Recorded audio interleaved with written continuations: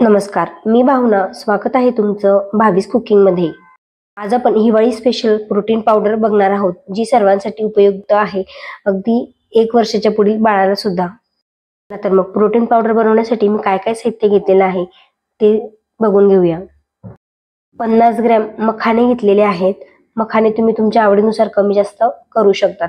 सोबतच mix dry fruits घेतलेले आहेत. त्या ड्रायफ्रुट्स मध्ये काजू, बदाम, मनुके, पिस्ता असं सर्व प्रकार आहेत. मिक्स ड्रायफ्रुट्स आहेत. त्यानंतर आपली रेग्युलरची जी वाटी असते त्या वाटीनुसार बाकीचं सर्व प्रमाण घेतलेलं आहे. भाजकी डाळ घेतलेली आहेत. 1 वाटी फुटाणे घेतलेले आहेत आणि 1 वाटी शेंगदाणे घेतलेले आहेत. सोबतच 1 वाटी पांढरी तीळ घेतलेली आहे. आता हे सर्व साहित्य आपल्याला एक एक करून भाजून घ्यायचं आहे. सर्वात आधी मी शेंगदाणे भाजून घेते, जेणेकरून बाकीचं साहित्य भाजत असताना हे शेंगदाणे तोपर्यंत थंड होऊन जातील.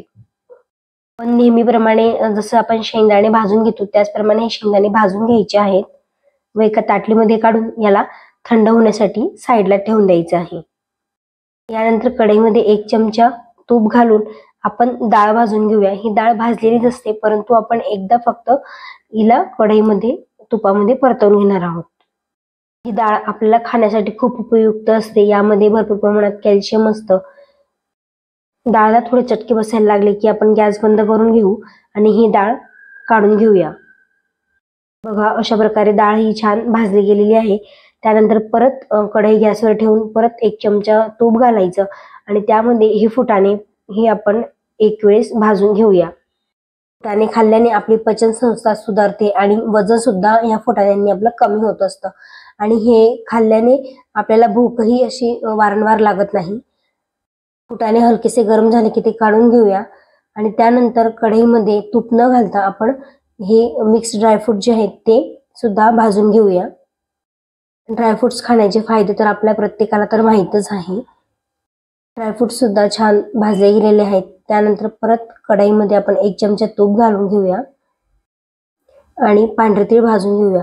तुमच्याकडे जर शक्य असेल तर लोखंडाची कढई यासाठी वापरली तर अतिउत्तम, नसेल तर कुठल्याही कढईमध्ये भाजलं तरीही काही हरकत नाही.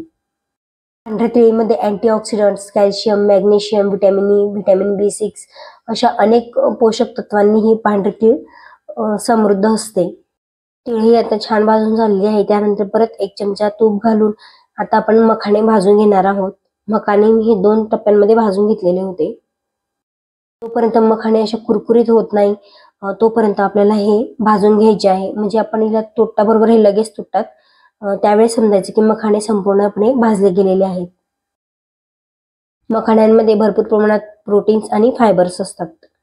यानंतर कढईमध्ये 1 चमचा साजूक तूप घालून मी हे जे नाचणीचं पीठ आहे म्हणजेच रागीचं जे पीठ आहे ते सुद्धा मी ह्या पावडरमध्ये घालणार आहे. त्यामुळे 1 चमचा साजूक तूप घालून हे पीठ मी यामध्ये हलकासा रंग येईपर्यंत याला भाजून घेत आहे. नाचणी किंवा रागी ही हिवाळ्यात खाण्यासाठी खूप उपयुक्त असते.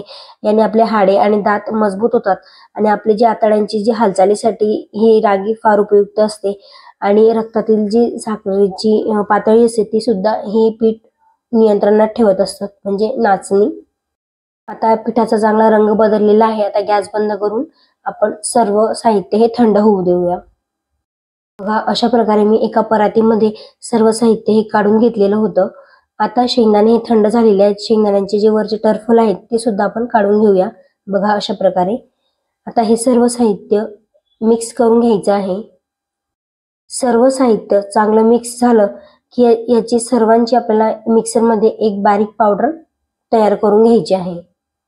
जर तुमची मुलं अशा प्रकारे वेगवेगळं जर फुटाणे, दाणे हे खात नसतील तर तुम्ही अशा प्रकारे त्याची पावडर तयार करून मुलांना दुधामध्ये कालवून देऊ शकतात.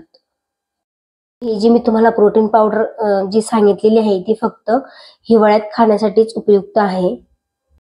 तर पहिली बॅच ही माझी मिक्सरमध्ये वाटून झालेली आहेत.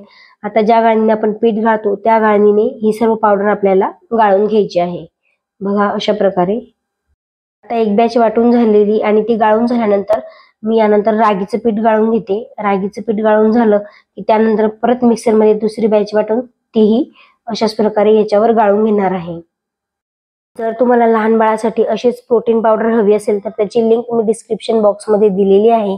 जाऊन तुम्ही ती पावडर कशी केलेली आहे ते सुद्धा नक्की बघा। ही जी पावडर आहे ती तुम्ही उन्हाळा, हिवाळा, पावसाळा यामध्ये तुमच्या लहान बाळांना सुद्धा देऊ शकतात। आता माझी मिक्सरमध्ये दुसरी बॅच वाटून झालेली आहे। आता हे सर्व साहित्य मी हाताने छान एकजीव करून घेत आहे। बघा, अशा प्रकारे सर्व पावडर ही छान मिक्स करून घ्यायची आहे। सर्व पावडर चांगली मिक्स झाली की त्यानंतर एक काचेची बरणी घ्यायची आहे। तिला स्वच्छ आतून धुवून पुसून घ्यायची आहे आणि कोरडी करून घ्यायची आहे। आता ही बरणी मी स्वच्छ धुवून पुसून घेतली आणि तिला उन्हामध्ये ठेवून चांगली कोरडी करून घेतलेली आहे। त्यानंतर ही पावडर अशाच काचेच्या बरणीमध्ये आपल्याला भरून ठेवायची आहे। पावडर 6 ते 7 महिने आरामात टिकते, खराब होत नाही। मला जर माझी ही प्रोटीन पावडरची रेसिपी आवडली असेल तर प्लीज व्हिडिओला लाईक नक्की करा आणि तुम्ही चॅनलवर नवीन असाल, चॅनलला अजून सबस्क्राईब केलं नसेल तर प्लीज चॅनलला सबस्क्राईब नक्की करा। तर मग आता भेटूया पुढच्या नवीन रेसिपी सोबत।